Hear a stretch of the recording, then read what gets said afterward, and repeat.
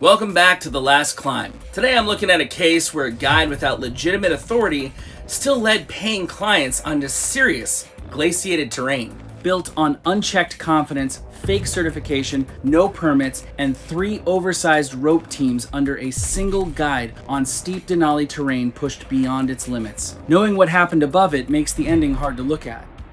It was May 28, 2016, near the peak of Denali's climbing season, when guided expeditions were moving steadily onto the mountain during one of the year's most active weather windows. The woman who met them was Kara Harmon, legally born Carolyn Bexley. She was 34 years old, and she had already been pushed out of the formal guiding world years earlier after a pattern of professional and ethical violations that made her unfit for certification or partnership within regulated alpine guiding systems. She failed the main professional mountain guiding certification evaluations twice, including core assessments in rope management, terrain judgment, and client safety decision-making, and later attempted to reapply using altered personal details, which resulted in her applications being flagged and rejected. I've noticed reputations like that don't really need a final ban or anything official.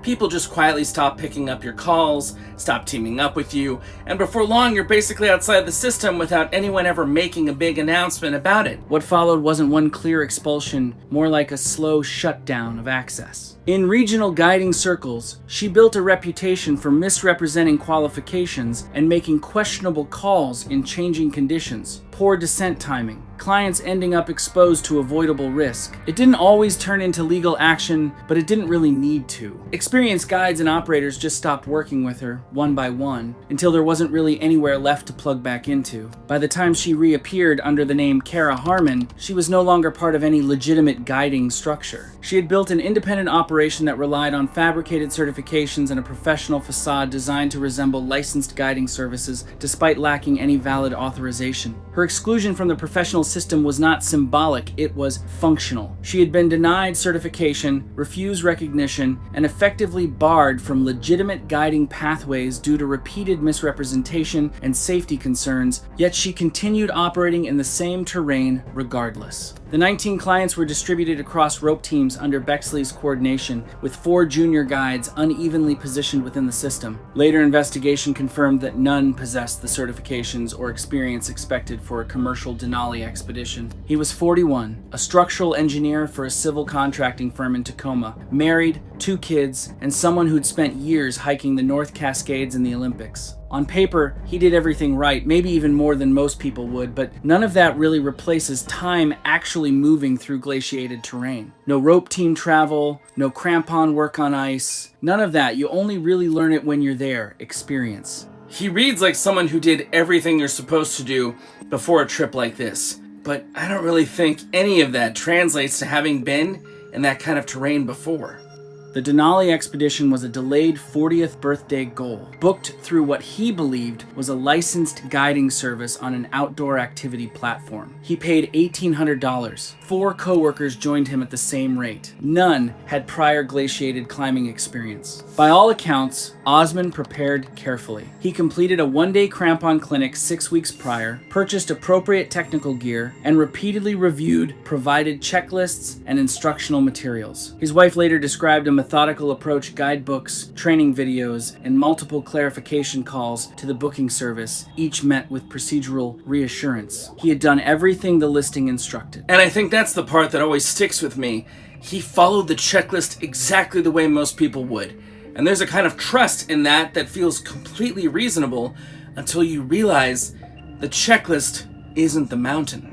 That fact would later be treated not as a detail, but as a structural failure, the gap between procedural compliance and actual mountain competence. A second group of 7 participants came through a now defunct Facebook hiking community in the Seattle area. Their ages ranged from mid-20s to mid-50s and reflected a broad mix of professions including healthcare, education, retail, and logistics. One retired postal worker from Federal Way 64 described the climb as a long-considered milestone, Communication with the guide occurred entirely through text and a single brief group video call. A third group of 7 was assembled through a corporate wellness program at a mid-sized insurance firm in Bellevue. The company contracted what it believed was a licensed and insured commercial guiding operation for a team-building expedition. None had technical climbing experience beyond recreational indoor activity. 19 people, 3 different booking paths, and one guide operating under a maid identity, no valid credentials, and no actual authorization to lead a glaciated ascent like that. In the parking area that evening, Bexley distributed a single-page safety briefing adapted from unrelated Pacific Northwest climbing materials and not fully revised for the expedition. It included references to non-existent or misattributed landmarks, such as Fumarole Flat and Hot Rocks Camp, carried over from Mount St. Helens materials. None of the 19 clients identified the errors. I don't really blame them for missing it.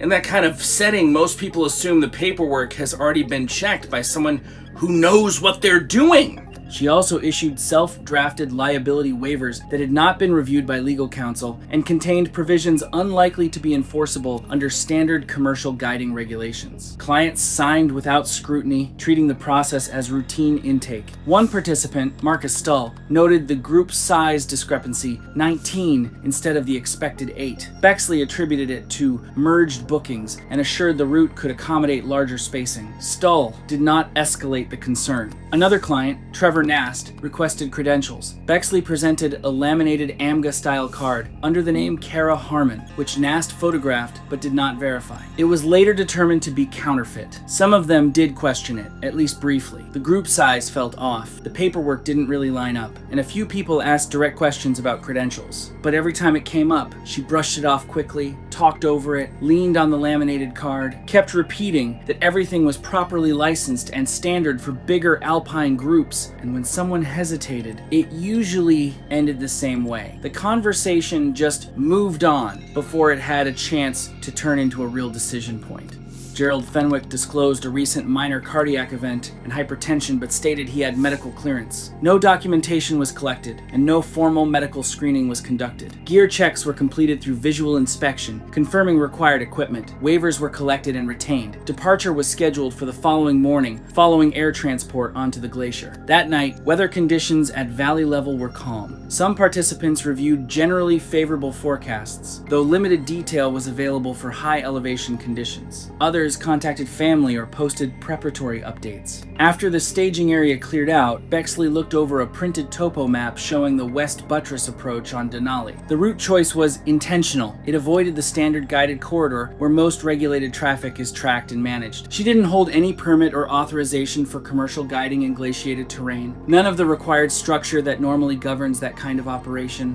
When I look at choices like that, I usually think about how easy it is to mistake operating outside the system for experience, especially on terrain where that system exists because people have already been hurt without it. The route moves into remote Alaska Range terrain on Denali, where weather systems develop rapidly and conditions transition into sustained glaciated exposure above 10,000 feet. It is a heavily crevassed and avalanche-prone environment shaped by constant alpine instability and shifting ice formations. In the days before the climb, Denali experienced a destabilizing freeze-thaw cycle. Late warming weakened internal snow structure through melt penetration, followed by rapid refreezing that formed a hard surface crust over unstable layers, a condition that can conceal deeper structural failure within the snowpack. A large ice formation documented days earlier on the upper route showed signs of basal fracture and progressive instability. It circulated informally among climbers, though no formal report was filed. Bexley's route plan, later recovered, passed beneath this Serac band with an estimated clearance of about 60 feet. Standard practice for a feature of that size calls for a buffer of several hundred feet due to potential collapse and debris spread. Her notes contained no mitigation or alternative route adjustments. The group departed the glacier landing zone shortly after first light on Denali. Conditions in the lower basin were cold and overcast, with a low cloud ceiling drifting across the lower Alaska Range and obscuring sections of the mountain above. 19 clients entered the glacier system under Bexley's supervision, accompanied by 4 junior guides whose qualifications and experience were later found to be substantially below commercial expedition standards. The early route passed through broad glaciated valley terrain and exposed moraine fields typical of Denali's lower approach. Visibility was limited beyond the immediate travel line due to cloud cover and flat light. Glacial melt channels and wind-carved ice features bordered sections of the route. Conditions were stable, and the group moved through the lower terrain without incident. With increasing elevation, the terrain shifted from moraine into broken ice field, and then into more exposed alpine glaciated ground. The pace started to slow with the size of the group and the mix of fitness levels. Rest stops stretched out a bit longer each time people regrouped. By late morning, they were already behind the original schedule. Nothing unsafe yet, but I've seen how these kind of delays quietly shrink the margin you're relying on later without anyone really noticing it happening in real time. In the mid to upper approach zone, one participant, Phil Renner, started reporting early altitude symptoms: headache, mild nausea. He took medication and kept going after checking in with Bexley. It was noted, but there wasn't a real change in pace or a decision to turn around or reset at that point. The group reached Camp 3 at approximately 14,200 feet in the early evening, later than they'd planned. Above Camp 3, the route continued toward High Camp at approximately 17,200 feet, the final staging point before summit attempts on Denali's upper west buttress. The weather kept shifting, brief, clear breaks where the upper mountain actually came into view across the Alaska Range, then clouds again, swallowing it up. Even from camp, the summit still looked far away, broken into sections across the upper face, but clearly still a long way off. While camp was being established, the schedule for moving higher on the mountain was pushed back again because of the earlier delays. What was supposed to be a midnight departure turned into something later. It doesn't sound like much on paper, but it quietly eats into the buffer you really want up there, especially when timing and surface conditions matter that much. That night it got properly cold. Temperatures dropped below freezing, wind picked up, and sleep didn't really come easily for most people. Some were just lying there, awake for hours. Renner still wasn't feeling right, and a few others were dealing with their own minor issues, taking whatever personal meds they had with them just to get through the night. The following morning, the expedition departed Camp 3 and continued toward the upper mountain, beginning the next stage of the West Buttress ascent. The departure occurred in darkness and cold from approximately 14,200 feet. Temperatures were in the low 20s Fahrenheit, with steady wind moving across the glacier. Cloud cover had returned overnight, limiting visibility to the range of headlamp. Beyond that immediate circle of light, the upper mountain was not visible in any defined form, only an upward slope of terrain. As the group gained elevation onto the upper glacier and ridge system on Denali, terrain conditions transitioned into steeper glaciated slopes. The surface consisted of refrozen snow over softer internal layers, creating inconsistent footing. Crampon technique became critical for stability on the incline. Brief instruction on front point use was provided early in the ascent, though not uniformly across all teams. As a result, technique consistency varied between participants as the slopes steepened and visibility remained limited. At approximately 14,800 feet, movement slowed on rope team 2 when one participant, Gerald Fenwick, began to lag. The rope compressed as the team adjusted spacing. He was encouraged to continue and did so. The ascent resumed without a change in overall formation or pace structure. Higher on the route, the group encountered a steep ice step of roughly 20 feet in height. Bexley led the first team over the feature, established a temporary protection point at the top, and brought the remaining clients up individually using a belay system. The process required extended time to complete due to group size, and by its conclusion, daylight was beginning to increase. By the time the entire group had cleared the step, the schedule had fallen significantly behind the planned timeline for the upper mountain. The delay reduced available time margins for the remainder of the ascent, where conditions are typically more dependent on early timing. I usually pay attention to delays like that because they never really feel serious when they happen,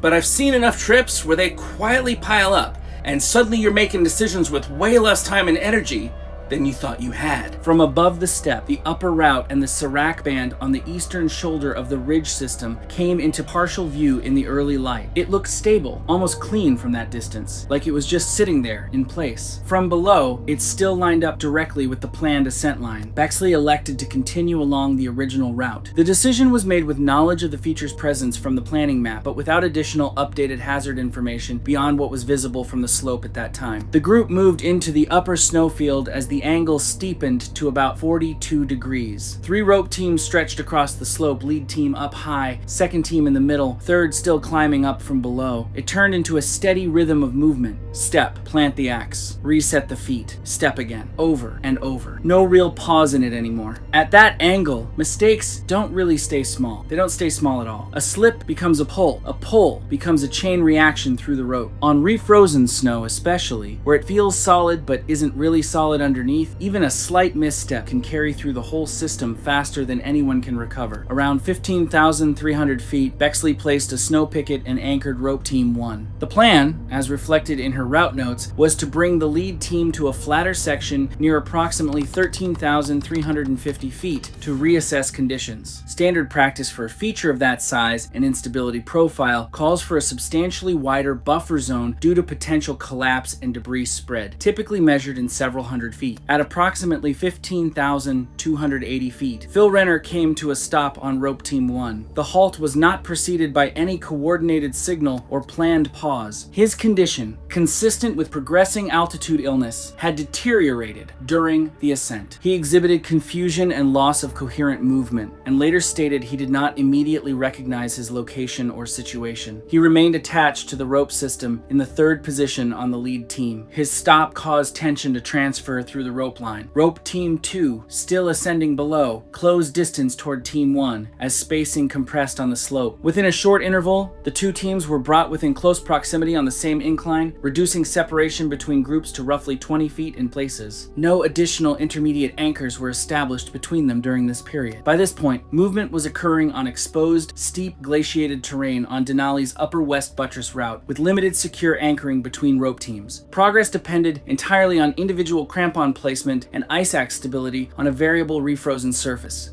I'd be a lot more concerned about the accumulation of little compromises than any single decision. The delayed schedule, the compressed rope teams, the lack of intermediate anchors, none of them exist in isolation anymore. The group remained below and to the southeast of the Sarek Band, now fully visible in morning light several hundred feet above, positioned along the adjacent to the west buttress route line. From that position, fracture patterns at the base of the ice shelf were discernible to trained observers as signs of structural stress, but the team continued along the planned line with no documented change in route or objective. When I read that they stayed on the planned line, I don't hear stubbornness as much as I hear how hard it is to step off a plan when the terrain still looks normal enough to justify it. A shear failure propagated along a pre-existing stress plane in the ice shelf above the eastern shoulder of the west buttress route. The fracture extended across the full width of the shelf within seconds, resulting in complete detachment. The ice mass, estimated at between 800,000 and 1,100,000 pounds, dropped roughly 12 feet before striking the snowfield below. The impact distributed force laterally across a wide zone, producing secondary debris ranging from small ice fragments to blocks approaching 40 pounds, spreading downslope beyond the primary impact area. Of the 24 members of the expedition on the slope at the time, 14 clients and 4 junior guides were positioned within the area, later reconstructed as the primary impact and debris field. The force of the initial impact was sufficient to displace anchors and equipment under significant load. The snow picket placed by Bexley as the anchor for rope team 2 failed under the transmitted force traveling through the rope system. She was unqualified. Honestly, unqualified to the point where calling it a guiding role doesn't really fit what was happening out there. The placement had been set in relatively unconsolidated snow and at a suboptimal angle, reducing its holding strength. Under the sudden load, the picket was extracted from the snowpack, removing the only effective anchor for that team. Rope Team 2 immediately transitioned into an uncontrolled fall. 7 of the 8 members of Rope Team 2 went down together, all of them, basically at once, sliding roughly 200 feet across that 42-degree slope on the upper west buttress. It's a long way to fall like that, a long, fast, uncontrolled drop, especially on mixed snow like that. As they picked up speed, it just kept building faster and faster. A few of them lost their ice axes almost immediately in the initial chaos, just couldn't hold on to them. And once that happens on that kind of slope, there's really nothing to arrest the fall anymore. No recovery, no reset, just momentum carrying everything downhill. The descending team then struck Rope Team 3, still ascending below. The collision destabilized multiple climbers, causing 4 of 6 members to fall, some directly impacted, others pulled off balance through through rope and terrain force transmission. Above them, Bexley and 2 adjacent clients on Rope Team 1 were not hit by the main ice mass, but were affected by secondary debris. Bexley's snow picket briefly held before failing as load propagated through the system. The 2 clients below her were pulled downslope before the system fully failed. Bexley fell last, approximately 11 seconds after the initial collapse. In the immediate aftermath, there were no confirmed uninjured survivors from the ascent party. Emergency services received the signal shortly after and initiated coordinated air and ground response, though access was delayed by terrain and weather constraints. A separate climber, located higher on the route, was later located unresponsive after becoming incapacitated by altitude illness and exposure. The majority of victims fell between roughly 400 and 650 feet across steep snow, ice, and rock transitions on Denali's upper slopes, with some carried onto the upper glacier surface. Bexley's fall ended against a rock band at approximately 10,600 feet, where she was pronounced deceased. All 24 individuals present on the ascent, 19 clients, 4 junior guides, and Bexley died as a result of the event. 14 were killed during the initial fall sequence or from immediate impact trauma, while the remaining deaths occurred shortly afterward due to exposure, injury progression, or a combination of both before rescue access was possible. The PLB signal was received by an air coordination center and relayed to Park Dispatch shortly afterward. Aerial reconnaissance later that morning confirmed multiple stationary figures across a debris field spanning roughly 600 feet on the upper glacier approach. Weather and terrain delayed both air and ground response, and operations shifted from rescue to recovery within hours, continuing over subsequent days. Autopsies attributed 14 deaths to blunt force trauma consistent with a high energy fall, 3 to combined trauma and exposure, and 2 primarily to traumatic brain injury. Bexley died from massive blunt force trauma following a high velocity impact. Toxicology results were negative. A criminal investigation recovered a counterfeit guide certification, a consumer grade laminator, operational records, client payment logs totaling approximately $35,000, and evidence of activity under multiple identifiers, with no valid commercial guiding authorization found under any name used. A formal review concluded the incident resulted from cascading operational failures under an unqualified guiding operation on Denali, including excessive group size, inadequate rope system management, insufficient anchoring, and lack of qualified multi-team leadership. While the Serac collapse was identified as the triggering event, investigators determined that standard guided expedition protocols would likely have prevented a mass fatality under the same conditions.